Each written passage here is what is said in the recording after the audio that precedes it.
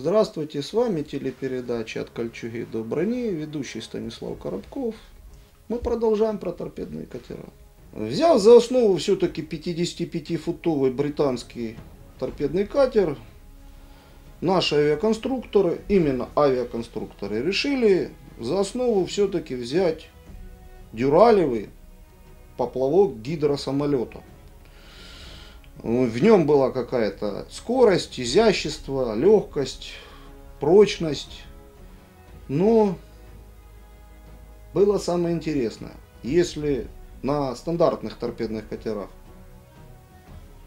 классика была палуба, то на будущих торпедных катерах палуба отсутствует. То есть если сидит здесь командир судна, он уже, извиняюсь, во время хода катера по воде по палубе не походит, здесь палубы нету. То есть стандартный, увеличенный гидропоплавок, гидросамолет. В этом был элемент новизны, была своя оправданность, но оправданность была мирного времени. Первый торпедный катер, который был построен, назывался «Первенец». Вооружен он был 457 миллиметровой одной торпедой. То есть из-за веса решили делать только один лоток вместо двух. Водосмещение этого чуда советской техники было 8 тонн 900 килограмм. Экипаж планировался в 3 человека.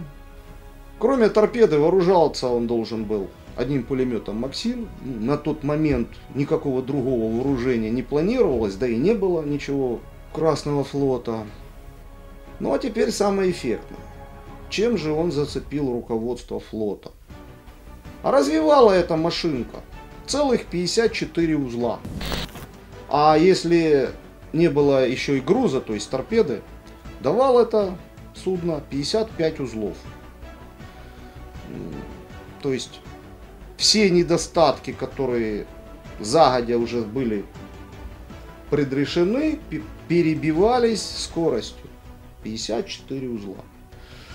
На недостатки вначале никто не обратил внимания, а недостатки это были довольно серьезные. Ходить это судно по воде могло только при волнении моря в 2 балла. Ну теперь дальше самая пикантность. Вот пулемет «Максим». А стрелять-то с него можно было только при скорости 20 узлов. То есть тряски, удары по воде. Все-таки это был катер на основе глиссирования, у него был редан. То есть стрельба прицельная на большей скорости была практически невозможна. Увы, даже в таком виде этот торпедный катер имел успех по руководству флота, потому что другого на данный момент не было. Извиняюсь, выбирайте из того, что есть. Вот. Опять же, самое интересное, это желобковый тип торпедного аппарата. Я сейчас попытаюсь более подробно объяснить, что это такое. Как такового торпедного аппарата на нем не было. Был здесь вышибной заряд, и на выходе на максимальную скорость вышибной заряд выстреливал торпеду. Торпедный катер, идя на цель, выводил судно на цель и при выстреле торпеды в корму резко отворачивал, а торпеда и шла по прямой, то есть к цели. В этом был элемент новизны, который к 20-м годам уже немножко устарел, потому что был уже немножко анахронизм. Но выбирать руководству Красного флота было нечего, и Ша-4, будущие Ша-4, вот в таком виде начали строиться.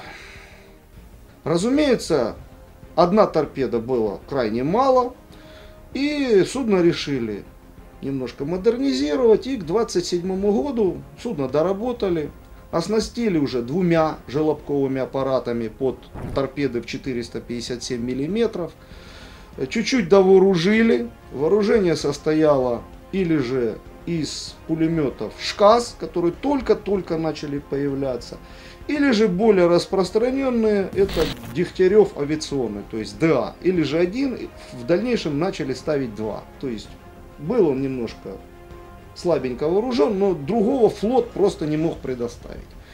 И с осени 1928 года в славном городе Ленинграде на заводе имени товарища Андре Марти начали строить торпедные катера. Вообще-то они должны были называться Г, то есть глиссирующий. Но когда писались, точнее печатались на машинке самые главные документы о том, чтобы принять его в серию, машинистка перепутала буквы и вместо буквы Г почему-то набрала букву Ш.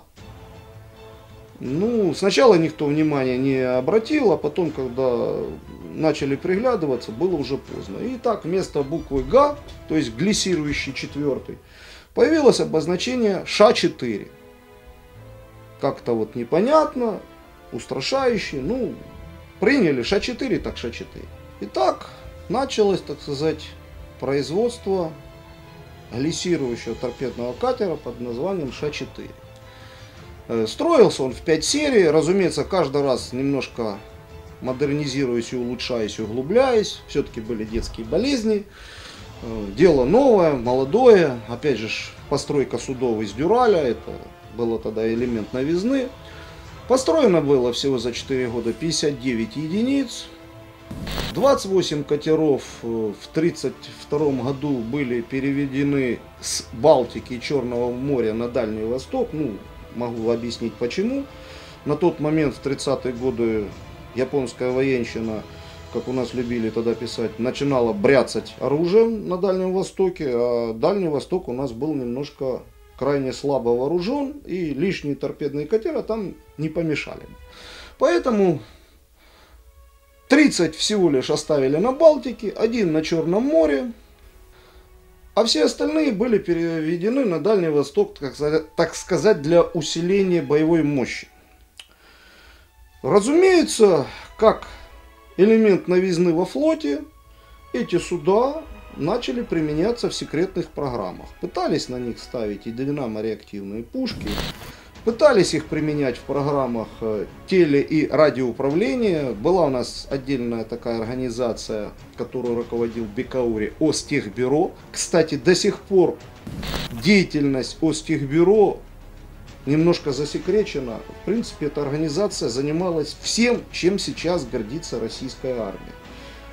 Они занимались и ракетной техникой, химическим оружием, ядами, даже то, что сейчас называется эксперименты с ДНК, кровь, они экспериментировали даже с животными. То есть вот это батумский обезьянник, это их тоже, как говорится, уши оттуда растут. То есть пытались вырастить нового солдата, точнее биоробота. То есть занимались они всем, вплоть даже до космоса.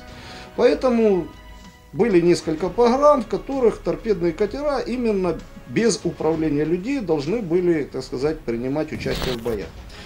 То есть программ было много. 30-е годы, расцвет военного изобретательства. Несколько катеров были построены, в те времена было несколько таких течений: комсомолец на самолет, комсомолец на флот, комсомолец на танк, сборы пожертвований для укрепления флота и армии. И несколько маленьких суденышек были, так сказать, собраны на средства общественности. Ну и, разумеется, кроме тактических номеров, еще и несли собственные названия. Типа Красный Ос-Овиахимовец, Партизан, Пионер, Пролетарий Украины, Сибиряк. То есть в духе тех времен. К 30-м годам Ш4 начал немножко устаревать. Во-первых, нес он 2 торпеды в 457 мм в лотковых торпедных аппаратах, 1 или 2 пулемета. Имел очень большие недостатки. Мореходность всего в 2 балла. А самое главное, то, что огромные силы и средства именно тратились на его жизнеподдержание, то есть обслуживание. Из-за того, что корпуса испытывали сильную вибрацию на полном ходу, все-таки суда были дюралевые, и это металл, дерево оно более как бы пластичное. Удары волн, вибрация, зарывались на полном ходу, на зыби, долго выходили на редан, то есть вот он редан. Все это самое главное перебивалось еще одним – коррозией. Железо можно покрыть суриковой грунтовкой, она не так будет корродировать.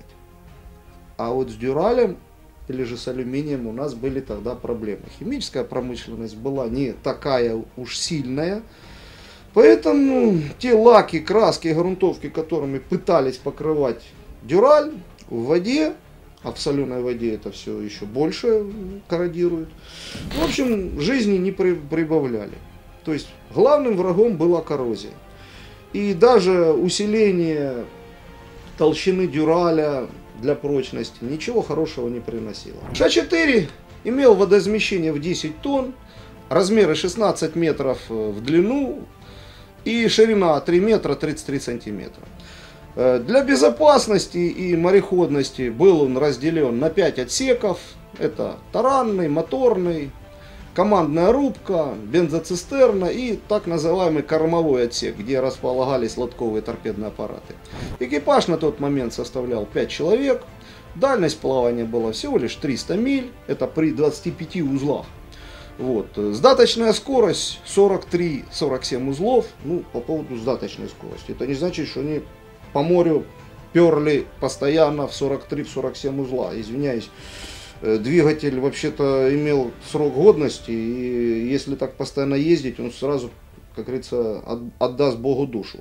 Поэтому, приняв сдаточную скорость, на этой скорости ходили крайне редко, только лишь в учебные торпедные атаки, а в основном эксплуатировались они на скорости не менее 10-15, максимум 20 узлов. Все-таки надо же было экономить материальную часть. В боевом составе флота Ш4 находились не так уж и долго, от 6 до 8 лет. И к началу Великой Отечественной войны остались только 13 катеров, как говорится, последний из могикан. Вот они-то как раз и приняли участие в боевых действиях. Но теперь самое главное – модернизация. Модернизация Ш4, то есть превращение в Г5, глиссирующий номер 5, произошла потихонечку, постепенно. Увеличили длину на 46 сантиметров. Связано это было с увеличением калибра торпед. Поставили новые моторы. Моторы на тот момент закупались за рубежом. Назывались они Изотов Раскини. Мощность у этих двигателей каждого была от 10 до 100 лошадиных сил еще. То есть 1100 или же 1010 лошадиных сил. В зависимости от комплектации. Вот. Изотов Раскини были двигателями на тот момент самыми лучшими. Ну и приходилось за них, как говорится, золотом платить. С полной нагрузкой катер с двигателями Изотов Раскини, которых было целых 2 штуки на катере, давал 58 узлов. А без нагрузки он давал, то есть без торпед, он мог ходить при скорости в 65 узлов. Ну, человеку, который не связан с флотом, это ничего не скажет. А так объясню. 65,5 узлов — это более 120 км в час по воде. Это очень-очень много. Так быстро на тот момент не ходил ни один военный катер в мире. Ну и опять вот эта скорость в 65 или даже в 58 узлов с торпедами опять застелила глаза руководству флота. Скорость большая, значит, может быстро атаковать, быстро уходить. И, как говорится, вот из-за этого-то Г5 и, можно сказать, были приняты на вооружение. А другого-то у нас, к сожалению-то, и ничего и не было.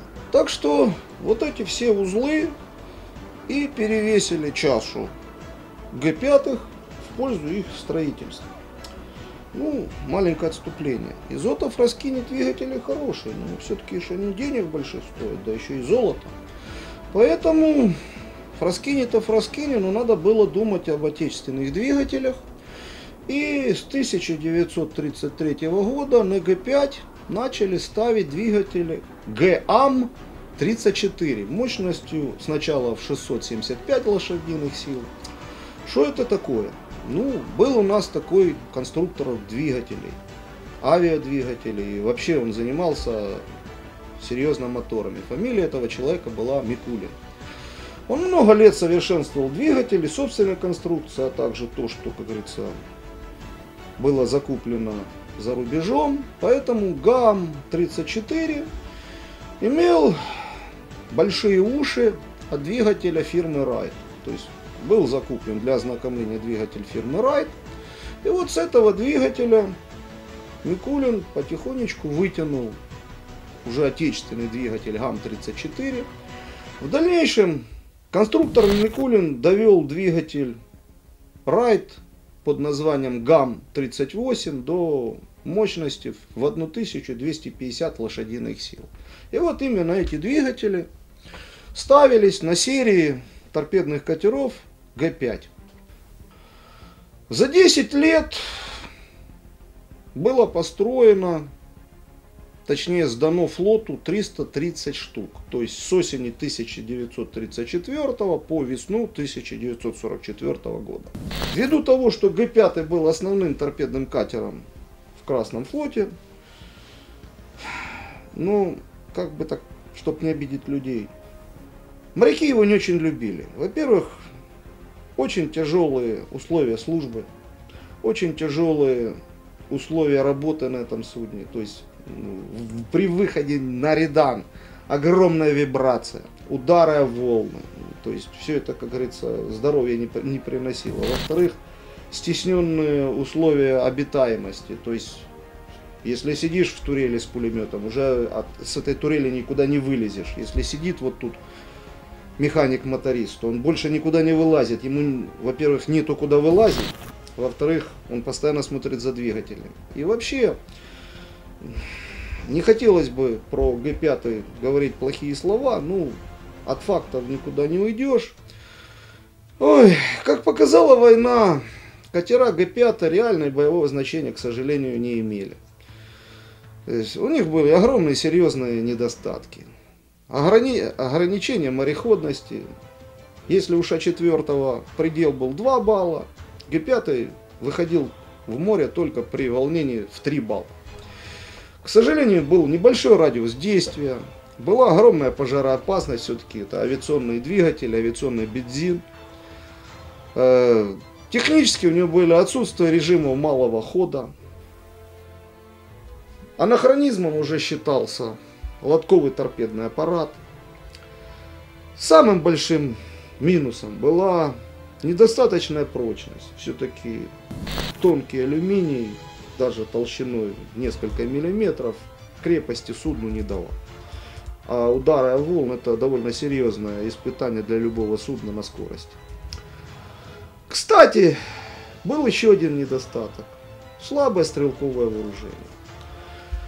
ДШК, или точнее ДК, а потом ДШК, на флоте появились только в конце 30-х годов.